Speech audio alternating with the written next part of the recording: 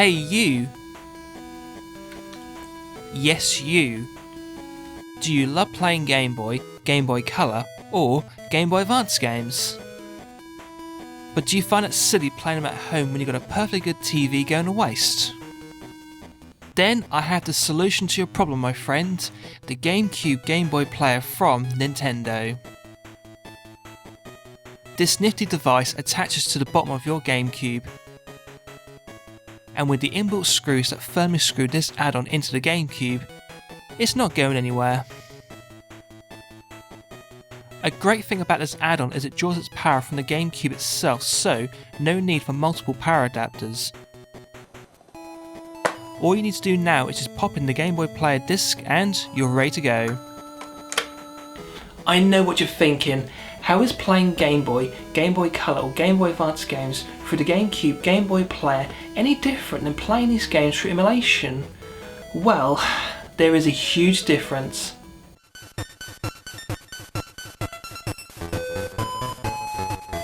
Inside the GameCube Game Boy player is the guts of an actual Game Boy Advance, and all the Game Boy player does is use the GameCube as a means of displaying a picture and controlling your games. So in fact you're still playing the real thing. Emulation at its best is almost perfect and a perfectly fine way to play these games, but there's just something about playing the real thing on real hardware. A common complaint with using the GameCube controller to play your handheld games is the D-pad is too small. Really? At best I think it's no worse than the GBA's one, and I personally think it's better, well at least better than the one on my GBA SP.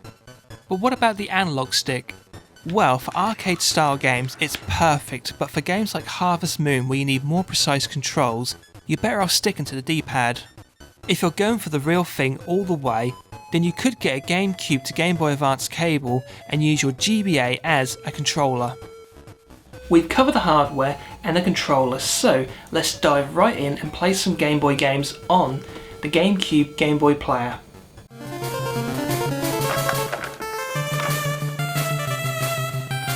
When you power on the system, make sure the Game Boy player disc is in, as without it, the GameCube can't access the Game Boy player. It would have been cool for the Game Boy player to override the BIOS of the GameCube and giving you the option from the menu to play GameCube or Game Boy games. This is a minor complaint and it's really no hassle to pop the disc in and wait a few seconds for the software to load up, and once it's done that, the disc stops spinning. If you already have a game in your system, the Game Boy player will boot right into it, and if not, as soon as you put one in, the game boots right away. To change games, all you have to do is press Z and then select the option to change games, and only then is it safe to remove your game cart and change it for another one. It's basically a software equivalent to turn off your Game Boy to change the game cart.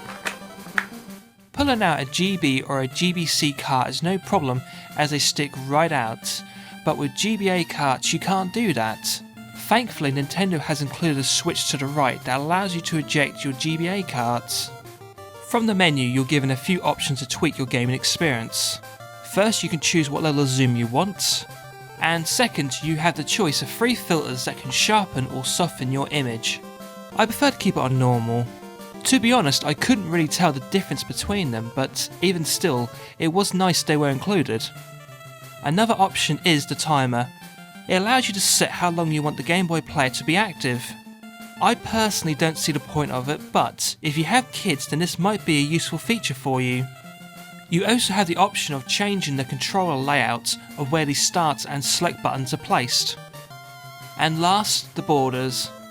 You have a choice of 20, and as cool as they are, I prefer to keep it on number 20 as it's the least intrusive border of the bunch.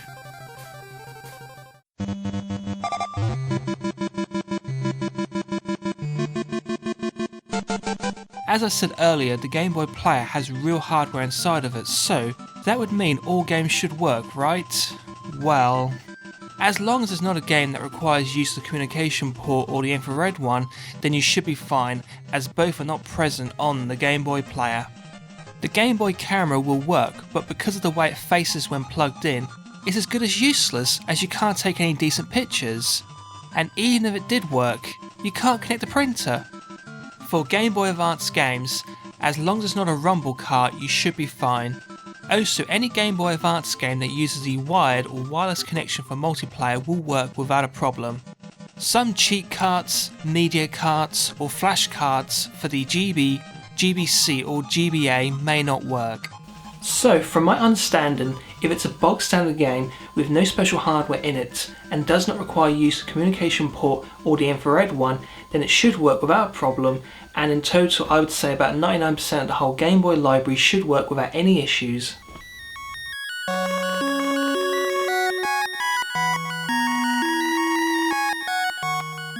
So what are my personal thoughts on the Game Boy Player? It rocks! This has to be the best way to play these games at home on your TV, and it's also a much easier way to capture gameplay footage for future Game Boy reviews like Harvest Moon 2. In a way, it reminds me of the HD DVD drive for the Xbox 360. It adds extra functionality to the console but is not needed to enjoy the core experience of that system. The simplest way to put it is, you don't need this device, but if you're a Game Boy collector and love playing those games on the big screen, then having this device is a huge bonus that very well complements the GameCube, and it's not an eyesore. Now, this is where I usually go over the history, but there really isn't much. I can only speculate from the very beginning that the GameCube was designed with this add-on in mind, as the 2 expansion ports are only ever used for the Game Boy Player and the modem or the broadband adapter, but I do have one juicy piece of history for you.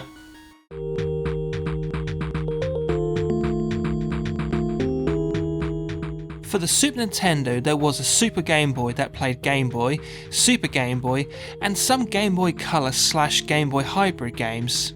But it could not play games that required a Game Boy Color. So how did developers or even Nintendo show off their Game Boy Advance games on more larger screens? With the ABC capture, of course. This device was never sold to consumers and was used solely by developers and Nintendo to show off their games during development, or at expos like E3 and the late Space World.